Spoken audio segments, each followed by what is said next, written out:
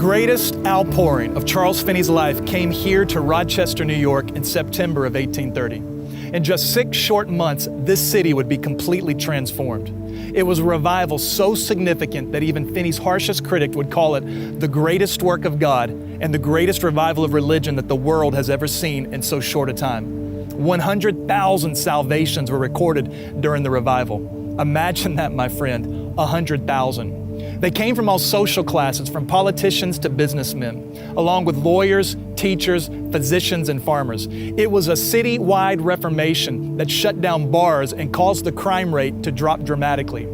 This event was the spark that ignited revivals that spread across the Northeast and New England during the Second Great Awakening. It became the blueprint for future evangelists and revivals throughout the 19th and 20th century.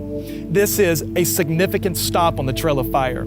Evangelist Charles Finney came to Rochester, New York in September of 1830 to fill the pulpit of Third Presbyterian Church. The congregation was without a pastor and in danger of disbanding. Originally, Finney and his team declined the invitation, believing that the infighting between 3 churches in town, the lack of a pastor, and the low moral condition of the city made it a very unpromising field of labor, especially considering the other invitations they had.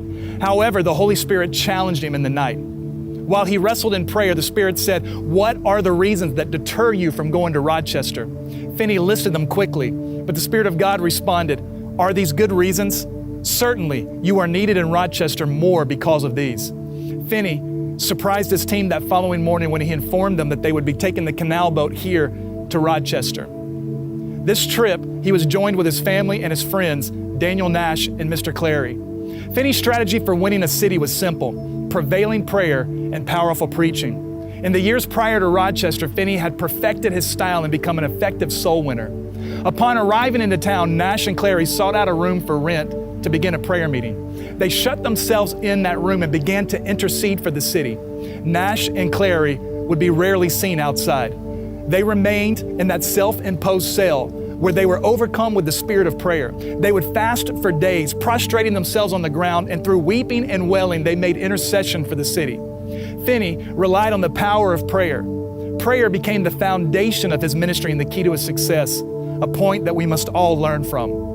Finney began meeting with influential people in town and setting meeting times. He would preach every night and 3 times on Sunday in the wood building that had been constructed by Third Church. During the day, he would meet with all those that were concerned about the state of their own souls. One of the first salvations in the city was won this way. It was a woman of great influence and social class. She came to visit him. She was anxious about her own soul, yet unwilling to give up her worldly ways. After meeting with Finney, she became greatly convicted and surrendered her life to Jesus. That day, she was gloriously saved. This high society woman began inviting all of her friends and family to come join the meetings and visit Finney. Her influence caused the meetings to grow quickly. Some people even came from as far away as 100 miles. Finney was always striving to perfect his method of soul winning. Here in Rochester, he began to use the anxious seat for the first time. He would preach against sin, holding nothing back. He would then call those that were broken and repentant over their worldliness to come forward. He'd clear the front rows of the church and ask people to sit in those seats as they began to pray with them. Ministers would labor amongst those who responded until they had won the victory of salvation for each one. Today, you and I call this an altar call. Well, right here, you find its roots. In fact, Finney's new measures, as they were called, had been greatly criticized to this point, but here in Rochester, the results spoke for themselves. The criticism and the persecution that he once faced faded, and that became the pattern for the revivals throughout the next century. One evening, a couple entered the revival meeting for the first time. It was a husband and wife, and they were greatly disturbed concerning their own salvation as Finney preached. However, neither was willing to move into the anxious seat for fear of the other. The following day, the wife called upon Finney. She informed the preacher that she would only come to salvation if her husband did. She was unwilling to leave him. She said if he was on his way to hell, then she would join him there as well. Finney could make no headway. That night, they planned to attend the meeting again. However, this time the husband said to the woman, "My dear, tonight I'm going forward." "What?" she said. "I told Mr. Finney today that I would not become a Christian or have anything to do with it, that if you did not become a Christian, I would not, and that if you went to hell, I would go with you." "Well," he said, "I don't mean to go to hell. I've made up my mind to go forward tonight and to give my heart to Christ." "Well," she said, "then I'm not going to go to that meeting. I don't want to see it. And if you have a mind, after all, to become a Christian, you may, but I won't." When the time came during the meeting for the altar call, the man went alone. He moved into the anxious seat. However, unknown to him, his wife had also slipped into the service. She came and took an opposite seat from her husband. Soon, both were kneeling together at the front of the church. However, that night, neither felt that they had received a breakthrough. The next morning, after a restless night, the husband came to see Finney. He and Finney met that morning, and then the wife also showed up at the home. They didn't know the other was there. Finney, sensing the Spirit of God at work, brought them together in the same room, and the moment they locked eyes, they broke down into tears. That morning, they found the peace of salvation together.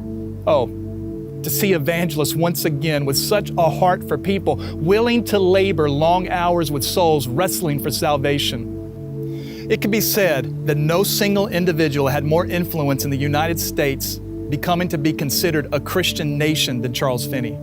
Finney's revival sparked a great awakening and unified the country around the Bible and the power of prayer. His teachings on Christian perfectionism inspired the holiness movement of the 19th century and the Pentecostal and charismatic movements of the 20th century.